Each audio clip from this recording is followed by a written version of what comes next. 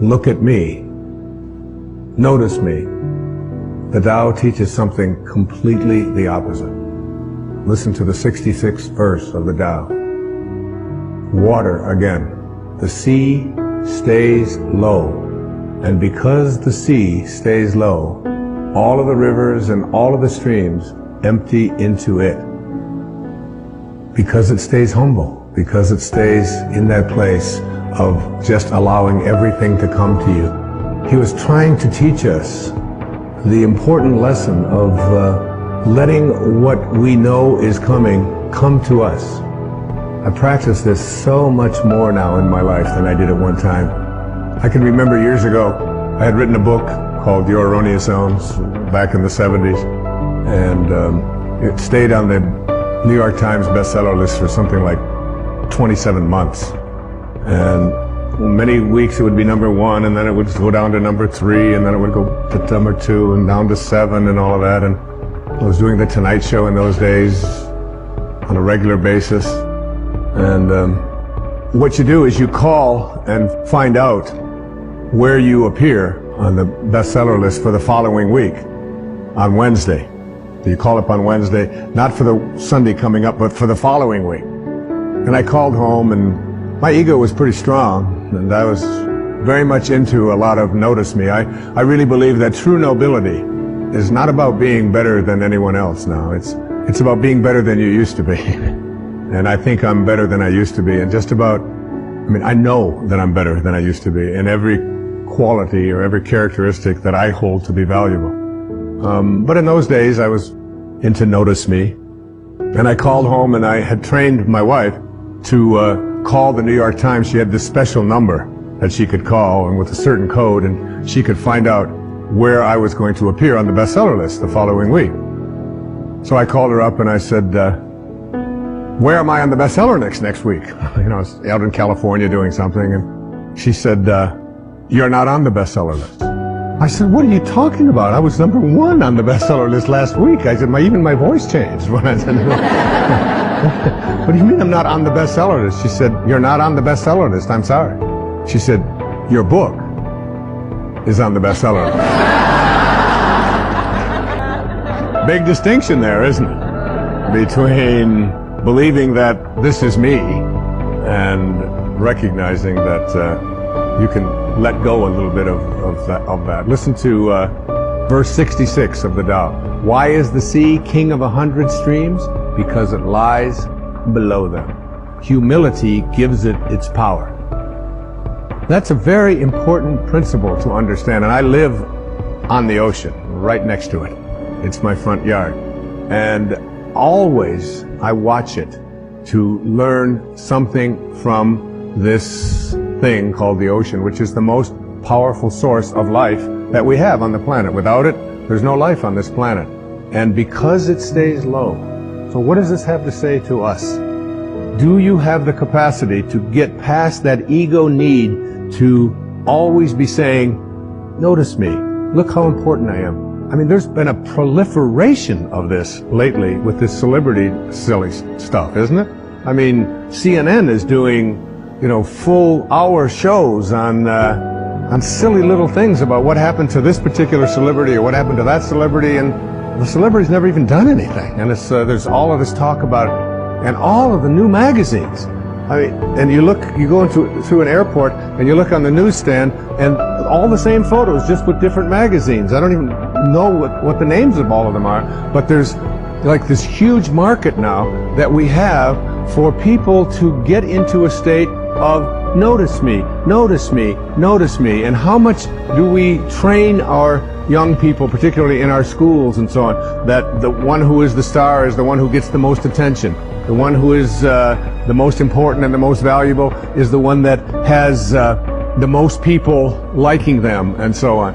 This constant obsession with needing to be noticed. When in fact, what I have found for myself is the happiest moments of my life are when I can do it low and slow and not have anybody out there even know what I'm doing. To be able to, Louise never would have advertised the fact of some of the things I talk about with her generosity. She does it anonymously.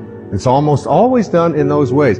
No, look at me, look and notice me, how important I am, and so on. So much to learn from that kind of wisdom, from that kind of inner connection to the Tao, the ability and the willingness to say, to do it anonymously, to say that you can just get done almost anything that you want to get done if you don't become obsessed with taking credit for it.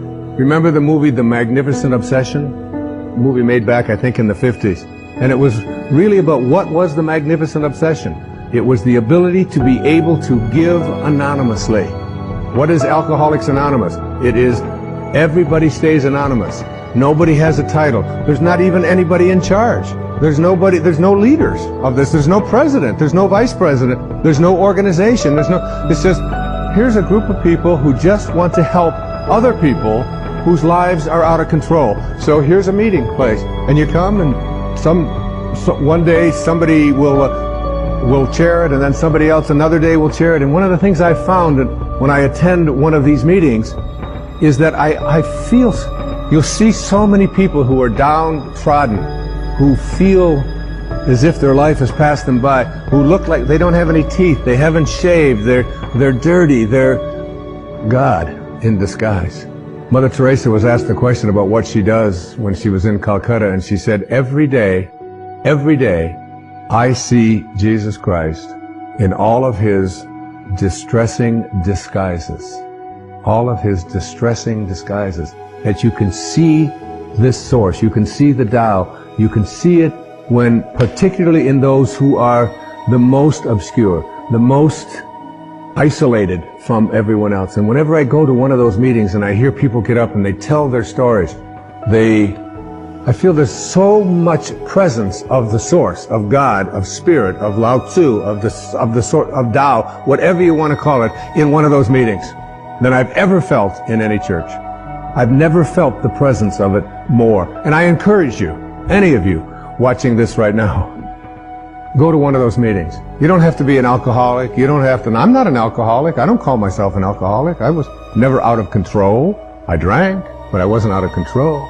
But I still go to those meetings. I have people in my own family that have struggled with addiction, and I go with them, and I sit there and I listen to those stories, and I get shivers down my back when I think about how beautiful it is to be in the presence of people.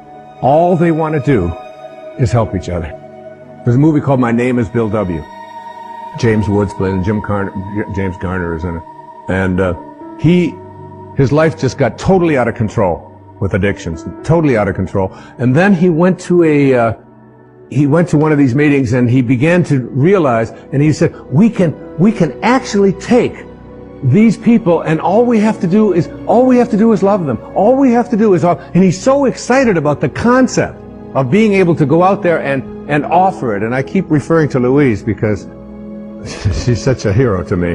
There was a time back in the 80s when our president wasn't even able to say the word AIDS, was he? I mean, he could come on. And here was this lady who, before this thing became the worldwide phenomenon that it is, was having meetings in her own house and bringing these people, these downtrodden people who had been labeled outcasts in society, and offering them a place to learn how to love each other and to care for each other. This was long before there was any celebrity status associated with trying to end this horrible crisis that our country has and our world has had.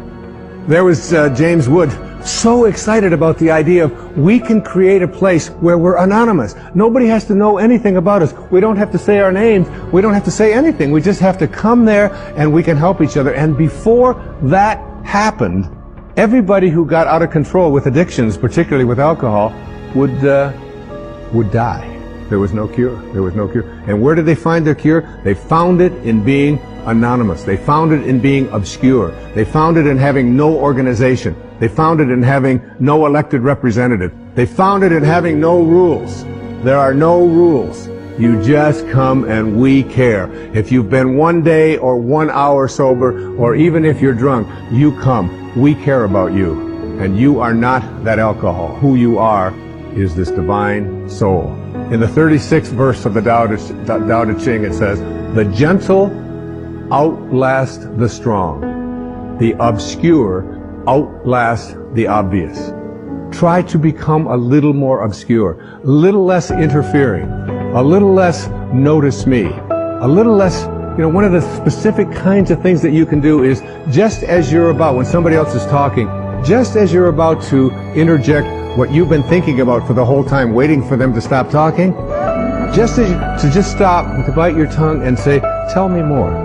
Or, that's very interesting. I have never heard that point of view before. Even if they totally, completely disagree with everything that you stand for, to be willing to listen, to be able to stop. Practice it. I practiced it when I did these verses of the Tao. I practiced it every single day while I was working on that. Just staying obscure. And for me, that's not always so easy because of just being recognized wherever I go. And if I saw someone who was about to recognize me, I would just put my head down. I would just walk a little bit past them like something.